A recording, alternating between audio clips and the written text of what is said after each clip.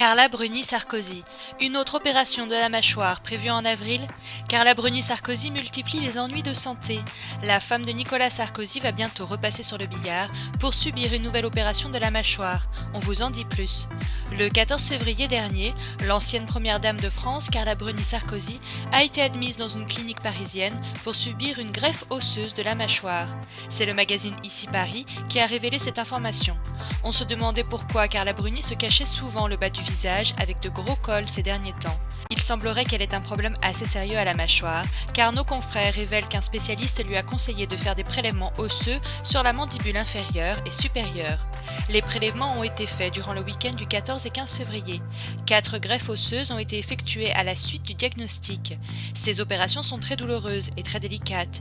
La chanteuse de 47 ans n'a pas voulu communiquer sur cet événement privé.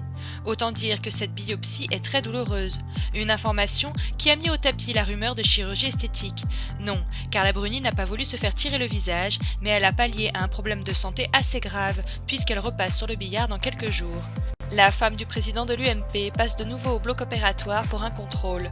Elle va retourner dans la clinique où elle a été admise pour faire un bilan post-opératoire. Elle va passer plusieurs radiographies pour être sûre que tout est en place. Voilà déjà plusieurs semaines que sa mâchoire s'est consolidée. La visite de courant avril ne devrait être qu'une visite de contrôle, mais si la greffe n'a pas assez prise, Carla Bruni-Sarkozy pourrait se faire opérer de nouveau. Une possibilité qu'on espère impossible. Une chose est sûre, elle peut compter sur le soutien indéflectible de son époux. Bien qu'il bataille contre la gauche, Nicolas Sarkozy est aux petits soins pour la femme de sa vie. Elle passe avant la politique. Il a d'ailleurs révélé il y a peu, à l'occasion du salon de l'agriculture, qu'il lui arrivait de ramener des Big Mac à sa femme, son péché mignon, lorsqu'il rentre tard du travail.